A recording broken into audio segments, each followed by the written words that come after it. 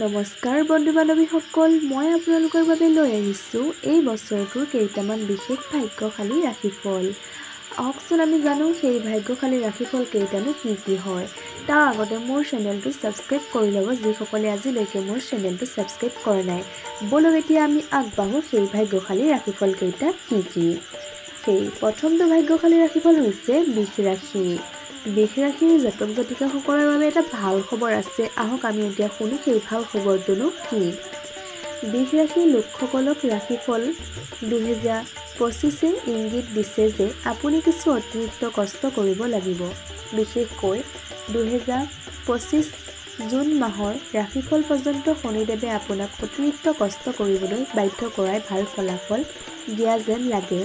কঠোৰ পৰিশ্ৰমৰ সম্পূৰ্ণ ফল 2025 চনৰ জুন মাহৰ পিছত লাভ কৰিব পাৰি। অৰ্থাৎ অতিৰিক্ত কষ্ট কৰাৰ প্ৰয়োজন নাথাকিব, কিন্তু কঠোৰ পৰিশ্ৰমৰ মতে ফলাফলো হ'ব। ৰাহু গ্ৰহে জুলাই মাহলৈকে আপোনালোকৰ বাবে অতি ভাল ফলাফলৰ ইংগিত দিছে। জুলাই মাহৰ পিছত কৰ্মক্ষেত্ৰত কিছু জটিলতা আহিব পাৰে। এনে পৰিস্থিতিত শনি আৰু ৰাহু দুয়োৰে অৱস্থানলৈ চাই এনে লাগে যেন বছৰটোৰ ভিতৰত অসুবিধা থাকিব পাৰে, কিন্তু অসুবিধাৰ পিছত কাম সফল হ'ব আৰু ভাল ফল পোৱা যাব। বৃহস্পতিৰ গ্ৰহেও ইংগিত দিছে যে আপুনি আৰ্থিক বিষয়ত আপোনাৰ কঠোৰ পৰিশ্ৰম অনুসৰি ভাল ফলাফল পাব। শিক্ষাৰ দৃষ্টিকোণৰ পৰা এই বছৰটো ভাল হ'ব পাৰে। বিবাহ আৰু বৈবাহিক জীৱনৰ লগত জড়িত বিষয়ৰ বাবেও এই বছৰটো ভাল বুলি বিবেচিত হ'ব। 2025 চনটোৱে প্ৰেমৰ সম্পৰ্কৰ বাবেও সাধাৰণতে অনুকূল ফলাফল দিব পাৰে। এতিয়া দ্বিতীয়টো ভাগ্যশালী ৰাশিফল হৈছে মিথুন ৰাশি। মিথুন ৰাশিৰ লোকৰ বাবে 2025 চনটো তুলনামূলকভাৱে ভাল বছৰ হ'ব পাৰে। জুন মাহৰ ভিতৰত শনিদেৱে ভাগ্যৰ জৰিয়তে কিছু সহায় আগবঢ়াব বিচাৰিব। ইয়াৰ পিছত আপুনি অধিক কষ্ট কৰি ভাল ফলাফল দিব পাৰে। অৰ্থাৎ এইবাৰ কঠোৰ পৰিশ্ৰমৰ প্ৰয়োজন হ'ব যদিও ইয়াৰ ফলাফল তুলনামূলকভাৱে ভাল আৰু সন্তোষজনক হ'ব পাৰে। ৰাহুৰ ট্ৰেনজিটৰ পৰিপ্ৰেক্ষিতত আপোনাৰ বয়োজ্যেষ্ঠ আৰু সহকৰ্মীসকলৰ সৈতে সুসম্পৰ্ক বজাই ৰাখিবলৈ চেষ্টা কৰাটো গুৰুত্বপূৰ্ণ হ'ব। প্ৰচেষ্টা চলোৱাৰ লগতে ধৰ্ম, আধ্যাত্মিকতা আৰু ঈশ্বৰৰ প্ৰতি ভক্তিও প্ৰয়োজনীয় হ'ব। তেতিয়াহে মানসিক শান্তি অটুট থাকিব, যাৰ প্ৰভাৱ আপোনাৰ কৰ্ম, ব্যৱসায় আৰু ব্যক্তিগত জীৱনত দেখা যাব। এনে সময়তে আধ্যাত্মিকতাৰ পৰা দূৰত্বই মানসিক উদ্বেগ বৃদ্ধি কৰিব পাৰে। বৃহস্পতিৰ ট্ৰেনজিটে মে' মাহলৈকে দুৰ্বল ফলাফল দিব যদিও পিছলৈ তুলনামূলকভাৱে ভাল ফলাফল দিব। জুলাই মাহৰ পাছত ছাত্ৰ-ছাত্ৰীসকলেও উন্নত ফলাফল লাভ কৰিবলৈ সক্ষম হ'ব। কৰ্কট ৰাশি, এইটো হৈছে 3 নম্বৰ ভাগ্যশালী ৰাশিফল।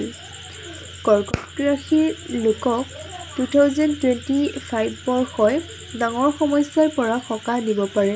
বিশেষকৈ জুন মাহৰ পিছত আপুনি অতীতৰ সমস্যাৰ পৰা সকাহ পাব পাৰে আৰু আপোনাৰ ভিতৰত এক নতুন শক্তি আৰু উৎসাহ দেখিবলৈ পাব পাৰে। বয়োজ্যেষ্ঠসকলৰ নিৰ্দেশনাত আপুনি ভাল কাম কৰা দেখা যাব। সমস্যাবোৰ এতিয়াও সম্পূৰ্ণৰূপে নাইকিয়া হোৱা যেন লাগে, কিন্তু সমস্যাবোৰ কমি যোৱাৰ লগে লগেই আপুনি সকাহৰ হুমুনিয়াহ এটা কাঢ়িব পাৰে।